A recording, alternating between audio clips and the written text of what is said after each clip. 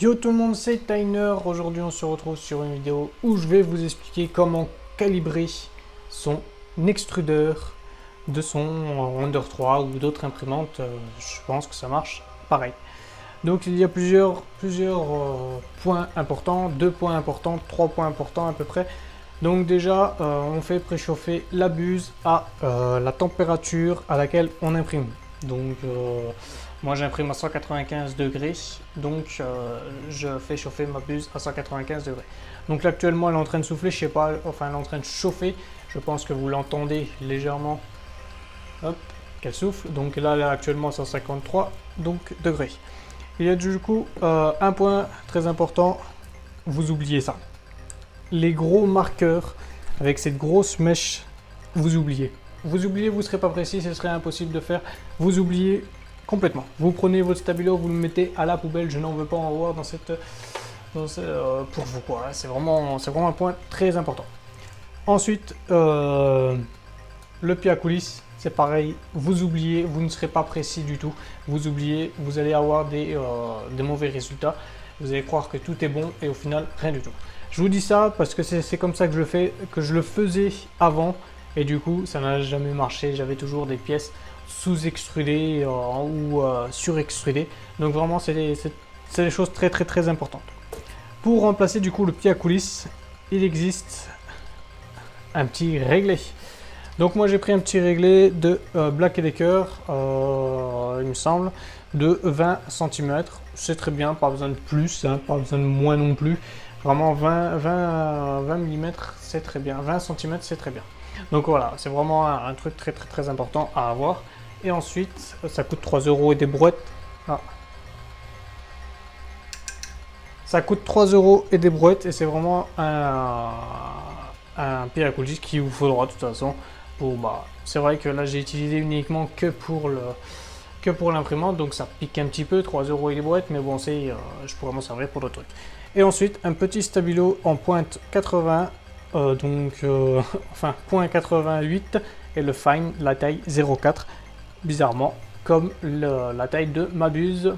Donc voilà, c'est un stabilo très pratique, du coup. On peut voir avec une mine très fin, et étant donné qu'elle est fine, et puis que c'est un peu marqueur, je le verrai sur mon filament. Aussi, du coup, dernier point très important, faites ça avec un filament de couleur blanc. Ce sera beaucoup plus simple pour voir le trait et puis de voir où c'est que vous en êtes. Donc voilà, bon, moi j'ai un problème avec mon ventilo qui fait énormément de bruit. Je suis réellement déçu de vous proposer une vidéo de ce type-là, mais étant donné qu'il faut que j'allume pour vous montrer comment ça marche. Il va falloir que je laisse ce ventilo tourner. Donc je suis vraiment déçu. Pour ceux qui ont une solution, je suis avec le ventilateur de base, donc en 24 volts. Je ne veux pas faire de trou, enfin je ne veux pas couper de câble et mettre un alternateur pour passer de 12 à 24. Non, donc si vous avez vraiment un ventilo en 12 volts du coup qui fait moins de bruit sans trop de difficultés en termes de carte mère, de soudage et ainsi de suite, je suis preneur. Donc moi ce que je fais, c'est je prends à peu près 12 cm. Donc hop, pour me mettre là, enfin vous pouvez vous mettre à 15, mais moi 12 c'est pas mal. Vous le collez, votre réglé, vous verrez pas trop là, c'est dommage. Hop. Donc vous collez votre réglé à l'entrée où passe le filament. Vous tirez sur votre filament comme ceci. Hop. Vous collez les deux choses ensemble.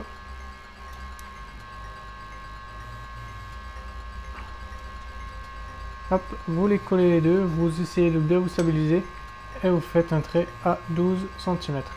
Donc moi c'est sur du rouge, je ne sais pas si vous le verrez beaucoup, non je pense pas.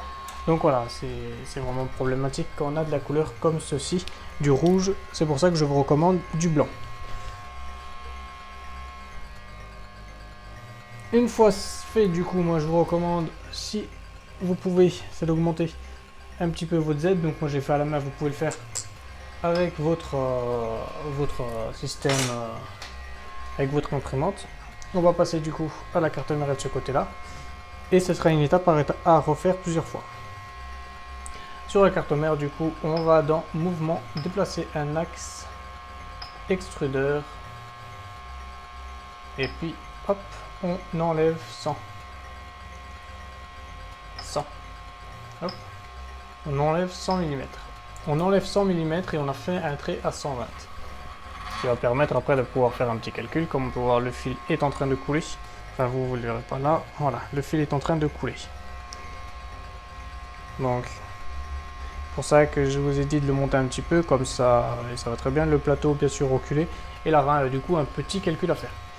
Donc, en attendant qu'il extrude, donc, hop, je sais pas si vous le verrez, voilà, là-haut, c'est en train de tourner pour dire qu'il est en train d'extruder. On retourne du coup sur l'imprimante. On va dans configuration, configuration avancée, pas par minute. Hop, hop, hop, hop. Je suis dans le mauvais truc. Pas par minute. Voilà, extrudeur pas. E comme extrudeur, pas par minute. Je suis à 101,1. Donc là c'est pareil. 101,1 mm. Voilà, moi je rajoute 101,1 mm. C'est ce que j'ai. Mon extrudeur a du coup fini d'éjecter, d'extruder du coup mes 100 mm. Je peux enlever mon petit papier comme ceci et le mettre dans ma poubelle à filament. Enfin mon petit papier, mon petit fil de filament. Hop, je reprends mon petit réglé et je me remets du coup derrière pour faire la vérification de combien il m'a éjecté. Donc on retrouve son trait. Moi mon trait il est ici. Hop. Donc là je suis à peu près à 2,6 mm. Donc bon, l'extrudeur je pense, je suis pas spécialement sous extrusion ni en sur. Donc je note du coup sur mon petit papier 2,6 mm. Du coup je vais vous donner dans la description un lien d'une application iOS. Je pense qu'elle existe aussi sur Android. Je vais éteindre l'imprimante. Je pense qu'elle existe aussi sur Android. Et ça va vous permettre du coup de calculer combien que vous allez devoir changer en pas par minute. Donc on va dire, là il m'en manque un petit peu, je suis à 101. Là c'est de tête, c'est vraiment un exemple, c'est pour vous montrer ce qu'il faudra faire après. Donc vous rentrez du coup la mesure demandée, donc ma mesure demandée c'était 100 mm. Ma mesure réelle mesurée 2,6 mm qu'on rentrera dans l'application ou dans autre type de calcul à mesurer. Et ça va nous donner par exemple 103,50. C'est un exemple. C'est un exemple, je ne sais pas réellement si c'est ceci. Ce sera à peu près ceci je pense, mais voilà. Et même là je suis faux parce que c'est pas 103, ce serait plutôt 100,20. Parce que là je suis en 2,6, j'extrude un peu trop. Je dois normalement avoir 2,0 mm à peu près. Donc plus je suis vers les 2,0 mm, plus je serai précis au niveau de l'extrusion et je n'aurai pas de problème de surextrusion ou de sous-extrusion. Donc voilà, extrudeur 1, vraiment stoppé. Là j'ai une erreur, du coup vu que j'éteins l'imprimante et puis qu'elle était encore chaude, il m'a donné une erreur. Donc partons sur le principe que moi du coup le résultat c'était 100,20. Je retourne du coup dans mon configuration avancée de mon imprimante pour changer ces valeurs. Alors dans configuration avancée, je vais dans pas par minute ou par step par minute selon vous. Moi c'est 101,1 comme je l'ai dit et je change, je mets à 100,20 comme je l'ai dit. Je pense bien à faire un petite sauvegarde du truc, sinon je vais avoir des problèmes par la suite. Enregistrer config ou save, je sais plus comment il appelle, save config aussi. Sinon au prochain redémarrage je vais avoir des problèmes et je n'aurai plus je n'aurai plus mes sauvegardes. Donc vraiment un point très important à faire, c'est de vérifier et de penser à faire une sauvegarde. Moi ce que je vous conseille aussi après, c'est qu'une fois que vous avez vraiment tout bien fait, les axes, le débit, calibrer l'extrudeur, c'est de les noter sur un papier, sur votre téléphone ou autre. Et comme ça, le jour où vous changez de carte mère, comme moi je l'ai fait, je suis passé d'une 1.1, 1.4 à une 4.2.7. j'ai dû obligé de tout recommencer, calibration des billes axe et tout ça. Donc voilà, et puis il suffit que vous flashez votre carte mère pour rajouter un TouchMe, un Bell Touch, un capteur de fin de filament, enfin et ainsi de suite. Vous aurez aussi, vous devrez aussi recommencer tout à refaire, recalibrer tout ça. À part si vous avez une très bonne mémoire et que vous savez exactement quels sont les bons chiffres. Donc voilà, c'est vraiment un truc à penser à faire, à les noter sur un papier une fois que tout est bon. Bon, donc moi là, comme j'ai pu voir, j'étais pas bon au niveau du résultat, mais après j'étais à peu près, c'était pas spécialement bien propre, c'est du filament rouge, j'ai pas été précis au niveau du trait, donc il va falloir que je refasse la calibration de mon débit, de mes axes aussi, je vais refaire un petit tour. Et ça, c'est des choses qu'il faut refaire, on va dire, je dirais bien, tous les 1 mois, 2 mois à peu près. Moi, ça fait un moment du coup que je ne l'ai pas fait.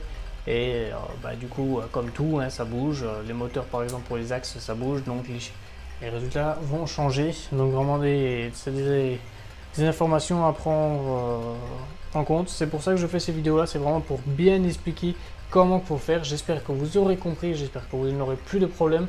Et j'espère que ça vous servira. Hein. Donc, déjà, comme je vous l'ai dit, le conseil, c'est de la régler comme ça. Et un petit stabilo, comme je vais vous le montrer, et pas un gros marqueur. Sinon, vous aurez des problèmes de calcul et ça n'irait pas du tout. Donc, vraiment pensez à faire ça. Et puis, voilà, je vous dis à ciao pour la prochaine vidéo. Et à plus.